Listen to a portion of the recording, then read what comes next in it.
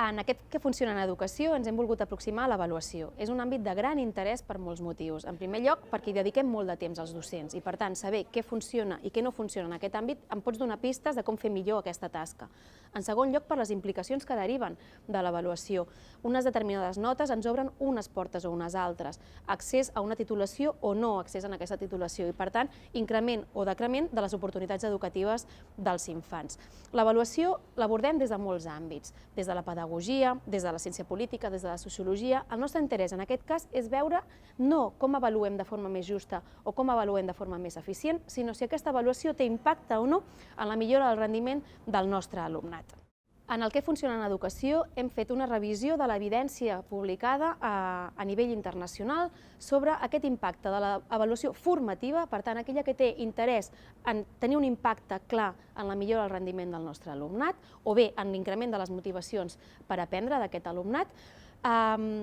La literatura hi ha un consens general en afirmar que, efectivament, quan dissenyem mecanismes d'avaluació que, a més, són una eina per intervenir en el procés d'aprenentatge, s'incrementa el rendiment del nostre alumnat. S'incrementa amb una mitjana de 3 mesos per any acadèmic. Per tant, quan incorporem mecanismes d'avaluació formativa al nostre procés d'ensenyament-aprenentatge, els nanos amplien el seu potencial d'aprenentatge i, a més, incrementen la seva motivació per l'aprenentatge.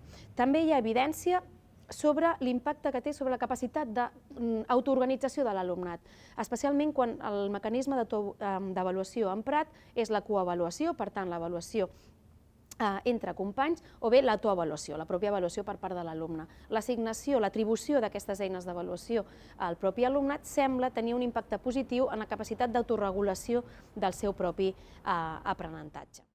Ara bé, hem de tenir clar que l'impacte no és el mateix per part de tots els instruments d'avaluació que tenim i que tampoc el reben d'igual forma diferents perfils d'alumnes. Per tant, és important que dissenyem de forma molt reflexiva i molt conscient de l'impacte diferencial en funció del tipus d'alumnat que tenim. Si tenim alumnat de perfil A, es beneficiarà segurament d'un retorn menys detallat i potser en diferit, i en canvi l'alumnat de perfil més baix, de rendiment més baix, necessita d'un major detall en l'avaluació i, a més, d'un retorn més immediat. Per tot plegat, sembla que és necessari invertir en l'avaluació, especialment en la formació del professorat, perquè pugui engegar, perquè pugui conduir l'avaluació d'una forma molt més eficaç.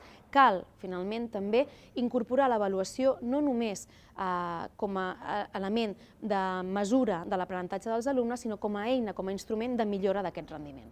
Today I'm going to be talking about the integration of formative and summative assessment in education systems.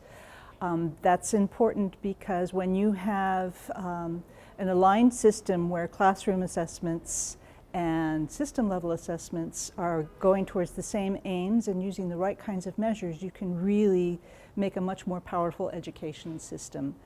So I'm going to be talking about how formative and summative assessment can work better together in 21st century education curricula, where we're measuring complex skills, we're measuring social emotional skills. It's much more complex measurement in and of itself than for just measuring knowledge and facts. Here we need to come to the right types of measures, the right timing. We need to build teachers' skills for assessment in the classroom, and we need to develop new technologies that can measure complex problem-solving skills. So today I'm going to be talking about the state of the art in student assessment. I'm going to be talking about the kinds of technologies we have to measure student skills in large-scale assessments, and also the kinds of skills and competences that teachers need in the classroom to measure, or not just to measure, but to interact with students and to find out what kind of learning needs they have. And I'll be focusing on what we can do now to make sure it's a seamless system and the kind of research and development that's underway to make that an even tighter system. Agrupem, la literatura agrupa, i així ho fem nosaltres, tres grans paraigües de formes d'avaluar. La primera seria aquesta avaluació formativa. Aquesta avaluació que té per objectiu intervenir en el procés d'aprenentatge. De fet, la definició que fem servir per parlar d'avaluació formativa seria aquella que té un objectiu explícit de millora en el rendiment escolar de l'alumne. A qui s'adreça? Òbviament s'adreça a l'alumnat perquè li estem donant pistes de cap a on ha de caminar, però també s'adreça al docent perquè és un mecanisme de reorientació de la tasca docent. Per tant, diríem que té aquests dos destinataris.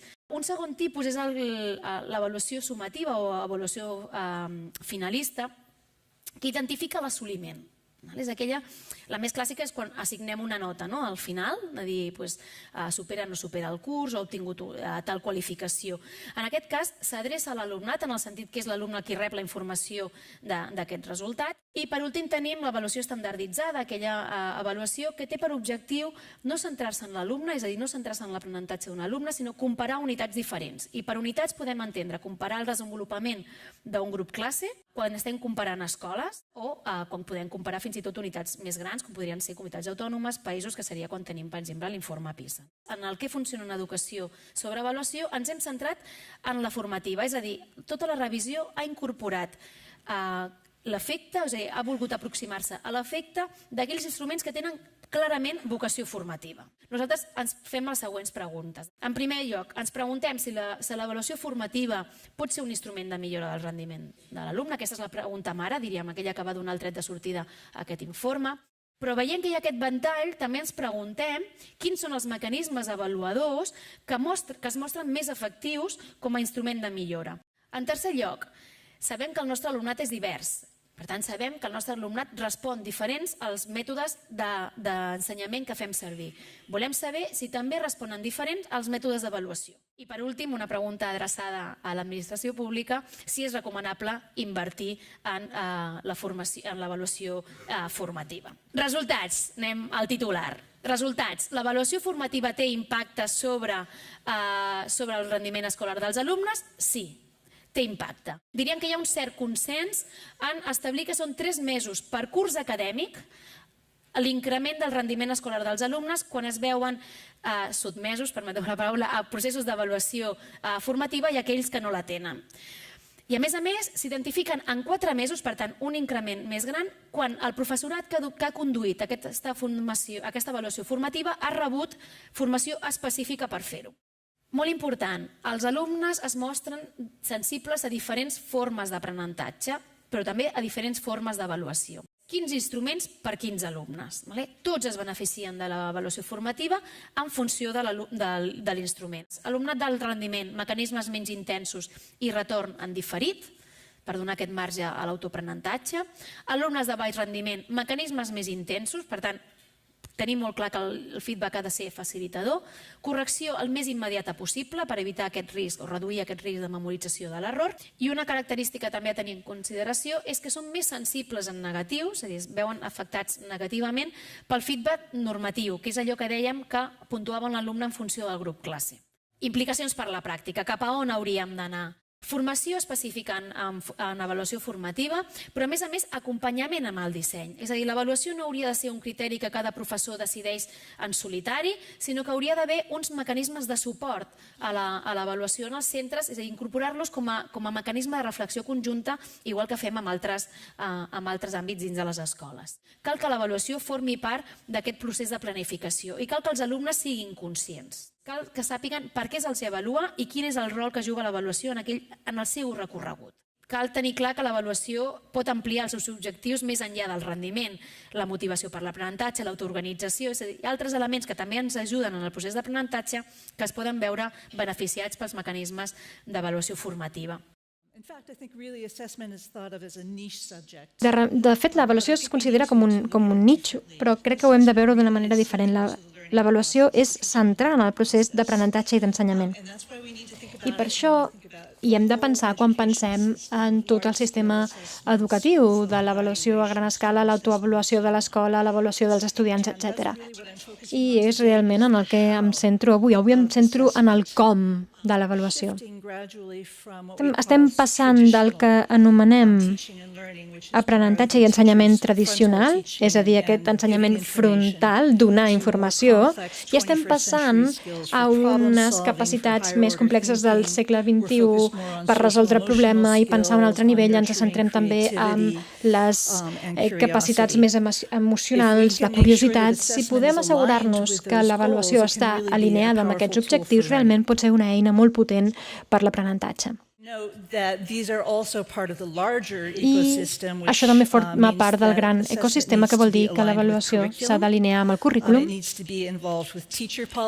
ha de també estar implicada en les polítiques d'ensenyament, amb la governança del sistema educatiu, ha d'estar alineada i fins i tot amb tot el context socioeconòmic. Hem de veure qui estem intentant avaluar i per què. I avui em vull centrar només en els últims 2 punts, les avaluacions a gran escala i l'avaluació formativa a l'aula i l'avaluació sumativa, perquè si no el tema és massa ampli. Tenim diverses formes d'avaluació. Tenim la normativa de la que ha parlat la Sheila, quan tenim els estudiants comparats els uns amb els altres a nivell de referència. També l'avaluació per criteris, i és cap a on hem estat anant potser en les últimes dècades. En aquest cas ens centrem en el resultat de l'aprenentatge, el resultat objectiu de l'aprenentatge, i definim els nivells o les expectatives per a aquests aprenentatges. I quan fem l'avaluació estem mirant la diferència entre les expectatives i el rendiment, i aquesta és la part central que estem fent servir en la major part d'avaluacions ara mateix a Europa. L'avaluació autorreferencial no la fem a gran escala, no tenim nivells de referència per fer-ho, però és una eina molt important per l'aprenentatge. De manera que pel que fa als resultats de l'aprenentatge i les competències del segle XXI, sobretot ens centrem en l'avaluació per criteris, ens centrem en aconseguir aquests estàndards i estem mesurant tota una sèrie de criteris, i com ja heu sentit, de vegades es fa al final del curs per obtenir un certificat, o pot ser enmig del curs per tancar una unitat didàctica. I l'avaluació formativa es fa servir per conformar les següents passes de l'aprenentatge, identifica aquesta diferència entre el que l'estudiant ja coneix i fins a on necessiten arribar. I donem feedback, i també podem utilitzar l'avaluació formativa a nivell d'escola o a nivell de polítiques. I per il·lustrar això, aquí tenim un diagrama que ens mostra que podem tenir una avaluació formativa amb feedback entre el nivell de l'escola i el nivell del sistema. Podem fer-la servir a les escoles per millorar el que estem fent, i sempre se centra en la millora. Aquest és l'aspecte formatiu. Vull ensenyar-vos aquí el model sintètic. Per què? Perquè és un abordatge molt holístic a l'aprenentatge i a la docència. Les avaluacions formals poden ser barreres molt importants per a l'avaluació formativa quan estàs en sistemes d'avaluació altament estandarditzats, on els docents tenen molt poca tria sobre què ensenyen i agafen aquest model holístic. És per això que podem analitzar aquestes avaluacions a gran escala que poden estar més ben alineats en aquest sentit. I com ja he esmentat, aquest model també implica que els professors i professores també han de repensar com duen a terme el seu procés d'ensenyament i aprenentatge. Hem esmentat el temps. La recerca realitzada per un parell d'experts en aquesta àrea han indicat, doncs, uns temps bastant precisos. A més, l'avaluació formativa de llarg cicle necessita 4 setmanes a un any per veure quin és l'impacte sobre l'aprenentatge de l'estudiant individual. L'avaluació formativa de cicle mig, 3 d'ells a 4 setmanes. Això és molt important pel que fa als deures que fa l'estudiant. Cicle curt, 5 segons, és a dir, el que anomenem una avaluació al vol, fins a 2 dies en què hi ha un debat continuat.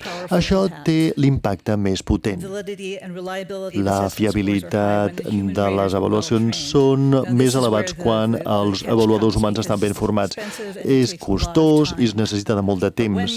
Però quan ho fas, aleshores les recompenses són molt elevades. És una forma de desenvolupament professional valuós. Ajuda a millorar la precisió i la fiabilitat d'aquest tipus d'avaluació.